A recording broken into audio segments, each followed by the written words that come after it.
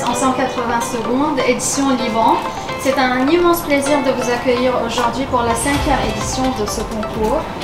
En m'adressant aux jeunes chercheurs que vous êtes, c'est rappeler vraiment toute la noblesse de l'engagement que vous avez choisi. On parle aujourd'hui de création de savoir, donc de recherche scientifique, et nous à l'AEF, moi en particulier, on considère que une université doit faire de la recherche, et une université qui ne fait pas de recherche, quelque part, même certainement, n'est pas une université. Le chercheur a une importance sociale considérable, mais qu'il ne peut pas exercer s'il ne communique pas. C'est un événement qui me tient à cœur, surtout que j'accompagne à chaque fois les doctorants dans la formation de vulgarisation. De faire cet événement ici est très symbolique. Ça veut dire en fait que malgré tout ce qui se passe, on peut toujours être orienté vers la science et la recherche de la culture. Ça c'est Beyrouth, ça c'est le Liban. Liées au développement technologique sont-elles suffisantes? Ce n'est pas les plus forts ni les plus rapides qui réussissent, mais c'est plutôt ceux et celles qui n'abandonnent jamais. Tends les pieds en fonction de la longueur de ton tapis et au secteur bancaire, arrêtez le gaspillage.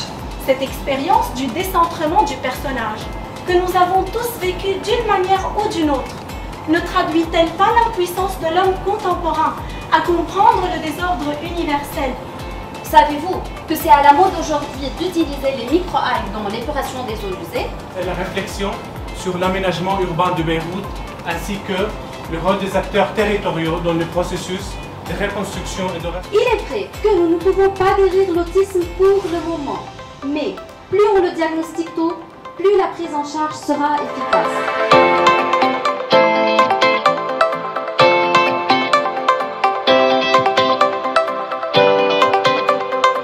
Surtout, ne perdez pas cette passion de la communication. Elle est essentielle pour la santé de la science et la santé de la société. Essayez de retrouver une passion dans la lecture qui doit vous initier plus à enrichir vos thèses. Le premier prix est attribué à Mme Ronza Hachem.